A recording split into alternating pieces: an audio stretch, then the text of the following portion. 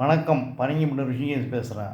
இன்றைக்கி பாண்டிச்சேரியில் பேராபத்து நிலவி இருக்குது. அது இந்தியாவுக்கே எடுத்துக்காட்டாக இருக்குது. இந்திய நாட்டில் என்னெல்லாம் நடக்கும், என்ன மாதிரியான திருட்டு நடக்கலாம் பண்ணுறது இன்றைக்கி பாண்டிச்சேரியில் ஒரு எடுத்துக்காட்டாக அமைஞ்சிருக்கு. என்னென்னா ஆங்கில மருந்தை இது கள்ளத்தனமாக தயாரித்திருக்கிறார்கள், திருட்டுத்தனமாக தயாரித்திருக்கிறார்கள். இதை எப்படி பார்க்குறீங்க மக்களே? மக்கள் உயிருடன் விளையாடி கொண்டு இருக்கு அரசாங்கம். அரசாங்க அனுமதி இல்லாமல் ஒரு மருந்து கம்பெனி நடத்த முடியுமா? எப்படி செய்ய முடியும்? இதெல்லாம் செய்திருக்கிறார்கள். மக்களுக்கு உயிருக்கு ஆபத்தை விளைவிக்கக்கூடிய இந்த செயல் கொஞ்சம் கொஞ்சமாக இந்த மருந்து எவ்வளோ பேர் சாப்பிட்ருப்பாங்க, அதனால் என்ன மாதிரியான பக்க விளைவுகள் வந்திருக்கும், என்னென்ன ஆபத்து நடந்திருக்கும், எத்தனை பேர் உயிரிழந்திருப்பார்கள், மறைமுகமாகவோ நேர்முகமாகவோ அவர்கள் உடல்நல பாதிப்பு ஏற்பட்டிருக்கும். இதெல்லாம் சன்ஃபார்மான்ற பேரில் ஒரு போலி மருந்து கம்பெனியை வச்சு மருந்தெல்லாம் தயாரித்து விற்று அதை புதுச்சேரி சிபிசிஐடி பிடிச்சி இப்போ பிரச்சனையாக இருக்குது. இன்னும் பல மருந்து கம்பெனிக்கும் பிடிச்சின்னு வராங்க.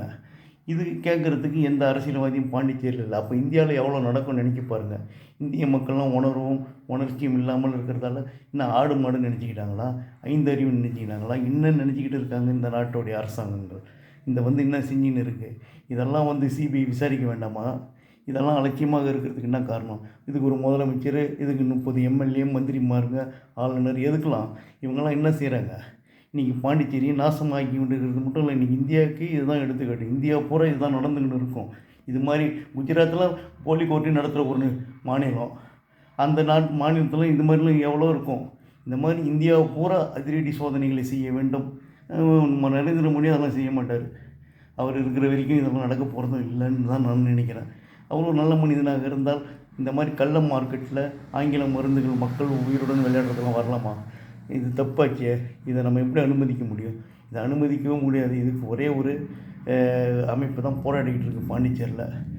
அதுதான் ஜோஸ் சார்லஸ் மார்ட்டினுடைய பேரில் மக்கள் மன்றன்ற பேரில் என்கின்ற ஒரு அமைப்பு தான் போராட்டம் நடத்துது. அதை வரவேற்கத்தக்கது. மிக்க அரசியல் கட்சிலாம் பாண்டிச்சேரிலையும் தொங்குது, இந்தியாவிலையும் தொங்குது, எல்லா இடத்துலையும் தூங்கி கொண்டு இருக்குது. அப்போ பொதுநல ஆர்வலர்களும் இதில் அக்கறை எடுத்துக்கல. இந்த நிலைமை தான் நினச்சிக்கிட்டு இருந்தால் இது எந்த வகையில் நியாயம் நினச்சி பாருங்கள். இன்றைக்கி உயிருடன் விளையாடுறது சாதாரண விஷயம் கிடையாது. மக்களுக்கும் உணர்ச்சி இல்லாததால் இந்த எருமை மாட்டு ஜனங்களுக்கு எதை பற்றியும் கவலை கிடையாது. காசு வாங்கிட்டு ஓட்டு போடுறவனுக்கு என்ன அறிவு இருக்கும்? அந்த மாதிரி மக்கள் தான் இன்றைக்கி நம்ம நாட்டில் இருக்கிறோம்.